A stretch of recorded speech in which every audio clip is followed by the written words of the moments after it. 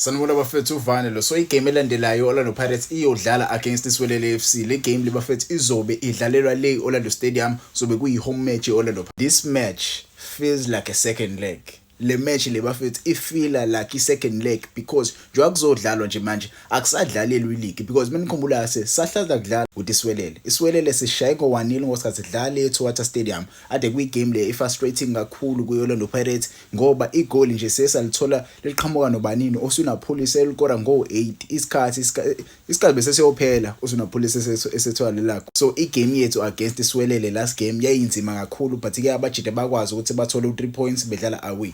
Manje siyodlala le esigodini sikaBambinzela nayi lineup mina engayishaya mase ngithola i2. I know abantu abaningi ngebavumelane nami kale lineup engizoyishala. So nje ungezovumelane nami cela mfethu ungishayela eyakho ilineup kuma comments ungitshele wena ukuthi igame ungayiqalisa kanjani against iSwelele. Orlando Pirates ungayidlalisa kanjani wena uma wasuthola ithuba against iSwelele. Bafethu kumele sikhumbule this is a cup game. This is a cup game. Each and every game mele siyiwine.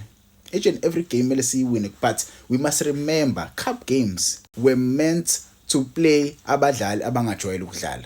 Cup games were meant to play abadlali abangajwayele ukudlala but akumele sidlalise noma yimuphi umdlali. Akumele sidlalise noma yimuphi umdlali. So kumele sinikeze labo abayibonakalisile kuma previous games ukuthi ba deserve ukuthi baqala ama games, ba deserve ukuthi banikezwe ama minutes. Ungaveli uqalise umdlalo ongakaze umbone edlala before. Don't start umdlalo ongakaze umbone edlala before ephanarisha nomdlali abadlali. Yabo start abadlali oseke wababona bedlala for Orlando Pirates aseke basinikeza something before kuma games esiphuma kona. So kule scheme mina nawo abadlali ngabaqalisa. Angifuni ukuyalena le bafethu uSepochain. I will start uSepochain le game. Yes, it's a cup game but ke I game ebalekile le. It's a game ebaleke kakhulu. Ibalekile because i-cup game asikaye sibe nayo inhlanhla kule competition. Yabo so uSepochain kumele aqale bafethu. Angazi ngokwakho ungangitshela ungaqalisa bafo but for me goalkeeper of the season kohlale ngimqalisa nje. Controversial but ke abantu abaningi mhlawumbe ngebavumelane nami mhlawumbe bazovumela nami but ke asithi ukuhlalisa kancane umfana omncane ebenchini ubani uMbokazi Mbezeli Mbokazi bafethu ade ayidlalele Orlando Pirates now uya deserve ukuthi athi ukurelax kancane. Ukhona ubani uSibisi defender of the season last season umjida walithola nje a deserve I defender of the season last season. So ngamqalisa kule game le adlale with uSiyema odlala kahle kakhulu for Orlando Pirates currently. So umjida ngabaqalisa about 2 baqala against iLaweli FC. They didn't make any errors against iLaweli FC. They played engawuzade baqala ukudlala ndawonye and wangimpressa uSiyema ePanarisha benoSibisi. So le combination le ngathi ngayibona futhi iqhubeka against i-team edlala kuBetway Premiership. Njengoba sodlala nje ku-team ne-team yakuBetway Premiership ngifuna ukubabona bePanarisha because we want to see ukuthi kuzowenzakalani mekulimala one of the center backs esinawo. Ama mixtures esingawabona yabo because uSibisi seke wadlala vele with uSesani, uSibisi seke wadlala vele with uMbokazi, uSiyema seke wadlala noSibisi, uSiyema seke wadlala noMbokazi. Ngifuna ukubona uSiyema futhi edlala with uSesani ngibona ukuthi imixture izoba njani but I'm sure uSiyema uzopheka ngempela. With ama wing backs angifuna ukushintsha kakhulu nakhona uNdaba bafethu. uNdaba lapha ku left wing back sambona uNdaba edlala against iLaweli FC. Yeah, umjida wadlala kahle against iLaweli FC. Wadlala kahle against iLaweli FC but ngifuna ukumbona against i-team yakuBetway Premiership. Le team esiyodlala nayo iSwelele FC akusiyona i-team esingayithatha kancane. Akusiyona i-team esingayithatha kancane. The reason why ngimqalisa ebenchini uHotho uyadlala impela bafethu and last game usitholele i-assist enhle phethu umjida but ke kule game le asethu ukushintsha kancane izinto. iSwelele sasibona indlela esadlala ngakhona last game. Sawabona ama gaps esasiwashiya emuva. They saw ukuthi Orlando Pirates inawo ukushiya ama gaps emuva because meshiya ama gaps emuva shiya bani shiya uMbokazi mase shiya uSiyema.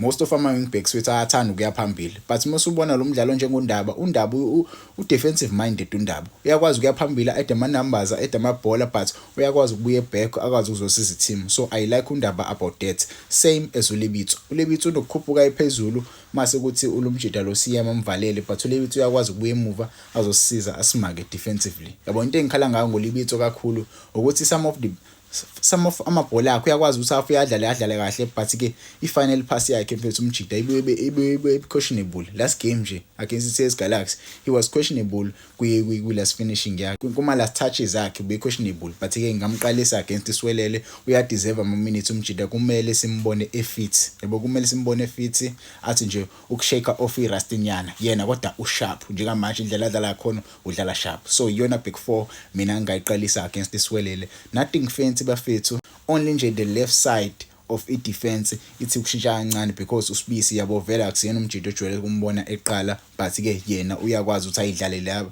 position same as Undaba wafethu uyawazi umsebenzi wakhe, he knows why he signed for Orlando Pirates, so he must show up against Swelele FC. Kumele enze sure ukuthi uyadlala ngempela against Swelele FC just to get ithuba lakhe kwi-Betway Premiership, just to get ithuba lakhe kwi-Betway kwi-league, because kumele phela lithole ithuba lakhe, angeke lokho break out kulama competitions, kumele break out kwi-league khona ezothola ithuba lakhe kwi-Champions League, kuma group stages e-Champions League, kuma knockout stages e-Champions League, kumele alithole ithuba nakhona. Mase uthi number 6 angifuni ukuba fancy, angifuni ukushintsha kakhulu, yabo angifuni nje ukushintsha kakhulu. Usihle Nduli right nje ube lapha, right nje kube lapha as number 6 wami. Mhlambe ke wona ungangitshela ngokwakho ukuthi uba ungamqalisa, mhlambe give Makehleni Makhawula some game time, maybe simqalise, because I saw Makehleni Makhawula in the grandstands last game nkosikazi lakhe against CS Galaxy. It was not a good sight seeing Makehleni Makhawula in the stands, but I hope umjito uzoshesha lulame abuye azoqala ama games akhe, because Usihle Nduli is currently playing his position, yabo. But ke ngamqalisa mina Usihle Nduli as number 6. Masukuthi abadlali abazodlala phambi kwakhe Usihle Nduli, Nemtajela is the player osathana kufika bafethu number 8 odlala le position le talent, but many people may question uqala Nemtajela, but ke umjida he played very very well last game against the CS Galaxy. I was very impressed. He won the man of the match award kule game list for Magyona, so umjida I really vouch for him to play against Swelele FC. Swelele FC angathi I think uzosinikeza inkinga, uzosinikeza inkinga okuyikona ukuthi inkinga yakhe uGudi meliphethe ibhola, inkinga yakhe angimboni mesingaliphethe ibhola, yabo angimboni mesingaliphethe ibhola. Iyona into emhlanisa kakhulu noMbatha, uGudi meliphethe ibhola, and uGudi futhi mesingaliphethe ibhola uyakwazi ukubuya somaka asimakele uMbatha asitholele ibhola back. Iyona into engiquestionable ngaye uNemtajela, but yena with the ball he's very very very good. Uthi uSipho Mbuli angifuni ukukhuluma kakhulu ngoSipho Mbuli bafethu, you know the player. So far yona lineup le ngayiqalisa mina eswini njengoba nibona nje, yabona ngagxeka lapho ngixaka khona bafethu, but ke for me I think uSipho Mbuli kumele ngimqalise kule game lethi eSgalaxy, wathola ama minutes amancane, yabo he didn't get a lot of minutes. The reason why ngamqalisa uMfokeng kule game bafethu, sikhumbule phela uMfokeng osathana kuthintaka, yabo usathana kuthinteka, so angimele nase sesumfosa kakhulu mfana omncane ogcina sethintekile sehlala long term, yabo we like nje ukuthi umjida ahlala ngesikhathi eside washeshe wabuya, but akumele siloku simfaka kakhulu because these young boys mebalimala bavele balimale undendende, so akumele sithi mina simqalise nje ebenchini kule game le. Masithi kuma wingers last game mfethu Sibelebele didn't shine for me. He didn't give us le 10 out of 10 performance asinikeza yona ngosikhathi edla against Ilawuli FC, but ke kule game yeswelele ngifuna ayiredeem umjida, ngifuna nje ayiredeem abuyise ukuthi ulomjida lo esamsayina, lo mjida lo wagoqisa iMamelodi Sundowns. Angifuni ukukhuluma ngoMoremi bafethu, you know the player, you already know kulomjida lo kuMoremi, yabo uyasazi story sakhe uMoremi, so ngamqalisa uSibelebele with uMoremi. Maybe mhlambe you could argue say we start Osuna Police, yabo maybe Osuna Police angaqala as a right winger, but I prefer Osuna Police edlala as a left winger. Maybe you can start uMoremi as a right winger, put Osuna Police as a left winger, yabo kukwena, but ke for me iyona indlela le inga line up ngakhona. Ngikhipha uLebitho mhlambe mephuma uLebitho ngidrop lobani, ngidrop uSibelebele as number 2, ngifake phambili umjida Osuna Police mesishintsha. Mase kuthi up front ngizoqalisa bani? Ngizoqalisa yena hayi bafethu, ngizoqalisa yena, hayi kabi, ngizoqalisa yena.